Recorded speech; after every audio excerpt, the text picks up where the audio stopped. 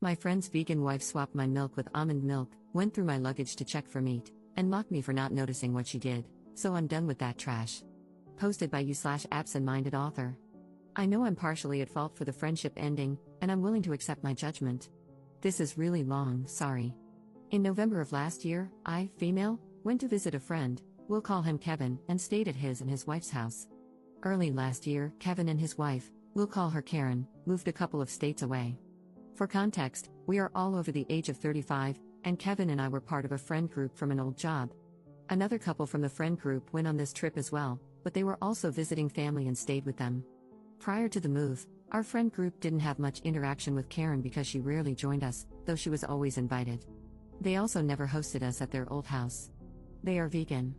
I am not. Well, Kevin is not fully vegan, as he eats fish. However, his wife does the grocery shopping, so everything besides fish is vegan, and he eats and drinks it. He buys his own fish and has a mini kitchen to prep his meals away from hers. For even more context, Karen is not vegan for health reasons. She constantly brings up their veganism, no matter how irrelevant it is to the conversation, makes fun of people who eat meat or use products made with animal byproducts, accuses people of murder, etc., except she leaves Kevin alone. She calls any food that isn't vegan trash and garbage. For example, when we'd hang out before they moved and she happened to be there, she would ask how people could eat such garbage whenever any of us ate meat. It was annoying, but I never got confrontational about it. The day before I visited them, Karen sent a short list of rules regarding food. One rule was that I couldn't store non-vegan food items in their kitchen. I asked if I could bring milk, and she agreed, but it had to be kept in the fish fridge. All the food I ate at their house tasted off, even the breakfast waffles and the tuna casserole Kevin made for the two of us on Saturday afternoon. It didn't taste spoiled, just off. Weird, and a little gross. I've never eaten vegan before, so I assumed it was just the difference in ingredients. I couldn't eat more than a few bites.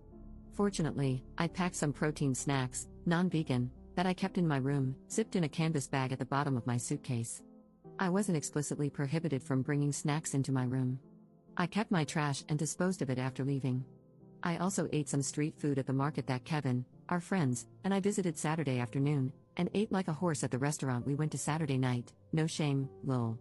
My husband and I were supposed to visit them again this weekend, but Karen called me a couple of hours ago. She told me I wouldn't be allowed to bring milk this time. She also said my husband and I couldn't bring snacks and that I should have asked for permission last time. Apparently, she had gone through my suitcase when Kevin, our friends, and I were out at the market and found my snacks. On top of that, she told me she replaced my milk with almond milk and found it hilarious. I drank some milk Friday night before bed and another glass Saturday morning. Then, Kevin told me he'd used it to make waffles and wanted to save the rest for the casserole at lunch. What actually happened was, after I poured my glass Saturday morning, Karen dumped the rest out and replaced it with almond milk. Kevin knew but didn't tell me. I didn't check because he said he wanted to save it. The waffles and casserole were made with almond milk. I was so mad I knew I couldn't say anything nice. I told her I had another call coming in and hung up. After calming down, I called back to ask why she went through my suitcase and dumped my milk. She said it was her house, and she had a right to know, so she could go through my things. She dumped the milk because nobody can tell the difference between cow's milk and almond milk, and I wouldn't have known if she hadn't told me. I called her a controlling, self-centered freak, told her that Kevin has a stash of real cheese hidden in the fish fridge that he sneaks into his food, and hung up on her. Then I called Kevin. He sided with her, saying I crossed the line by asking to bring milk and that it was rude to order meat at dinner. We argued, and I told him it seems like our lives are going in different directions and we don't need to be friends anymore. I probably should have asked if it was okay to have non-vegan snacks in my room, or I could have kept them in my car. I also shouldn't have called her names. I was a guest in their house, and Kevin has half convinced me that I should have respected Karen's veganism and not brought non-vegan food at all. My husband thinks they're completely in the wrong and that, since their lifestyle isn't one most people follow, they should have made exceptions, especially since Kevin gets a fish exception.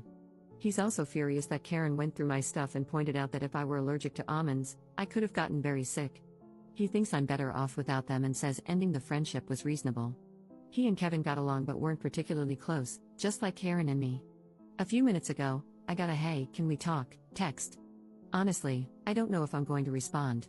I'm just kind of done with it. Edit. I'm so sorry that I can't respond to all of your comments, just know that I am reading them. I'm calling Kevin on my lunch break today and will post an update afterward, since so many people have asked for one. Commenter. I would have told her you could tell because you thought her cooking was rancid, But you were simply too polite to say anything, and that's why you ate everything in sight when you left her house. And if she even thinks about snooping through your property again, you'll leave something worth finding, like a Ziploc bag of human crap. Don't worry, it was donated willingly, so it's vegan. But not really, because you totally ate meat in there. Also, I would be crapping in her toilet and not flushing, just in case she wanted to inspect that too. Update 1 day later. This is a long update, but it's the last one.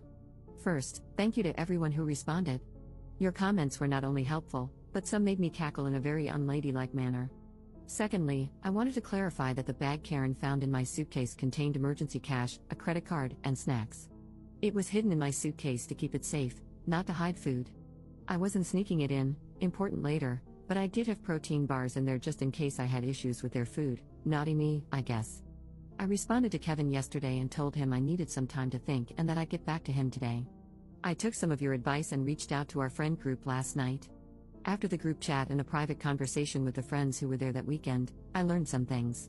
Long story short, out of our core group of 6, I'm the only one who kept up with Kevin. The only reason those 2 friends accepted Kevin's invitation that weekend was because I was going, visiting family was a bonus.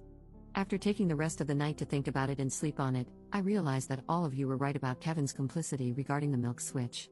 I hadn't paid as much attention as I should have because I was so focused on the fact that Karen switched the milk to begin with. I also realized he never actually said anything in response to my telling him that Karen confessed to going through my stuff when I called him yesterday. He changed the subject instead, talking about how it was rude to ask to bring milk. Anyway, I called Kevin on my lunch break today and ran down the list of issues: Karen going through my suitcase, him not telling me about the milk switch, Karen switching the milk to begin with after telling me I could bring it, and how what I eat is none of their business as long as I'm not contaminating their food. Basically, he told me the only thing he would apologize for was saying it was rude to order non-vegan food at the restaurant. He said that since they had plenty of food in the house for me to eat, he didn't have to apologize for anything else. Apparently, Karen had told him not to tell me about the milk switch because she was trying to prove that I couldn't tell the difference between vegan and non-vegan food, essentially the same thing she said to me yesterday. I told him that since I didn't eat any of it except a few bites, clearly I could tell the difference. He also said he was eventually going to tell me about it but forgot. I said she could have just said no when I asked to bring milk instead of being a swampy bumhole about it. He said that although he didn't agree with Karen going through my things, I wasn't owed an apology because I broke the rules by sneaking meat into their house. There was a meat stick in that canvas bag. I told him I had only been told I couldn't have non-vegan food in both kitchens and that the meat stick was left over from my drive to their house.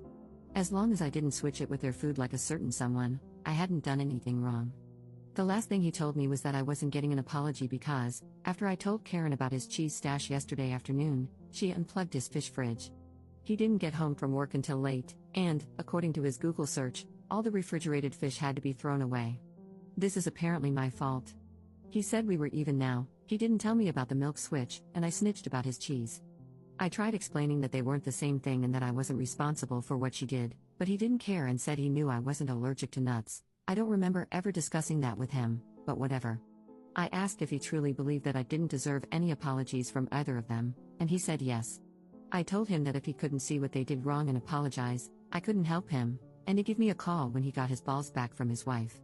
He hung up on me. Yesterday, I thought I owed him an apology because I was wrong. I thought if I gave him one, we could maintain a friendship. Today, I think the problem was that I was holding on to something that didn't exist anymore. Until you guys reality checked me, I ignored a lot of things and gaslit myself. So thank you, everybody, for the smack to the back of the head.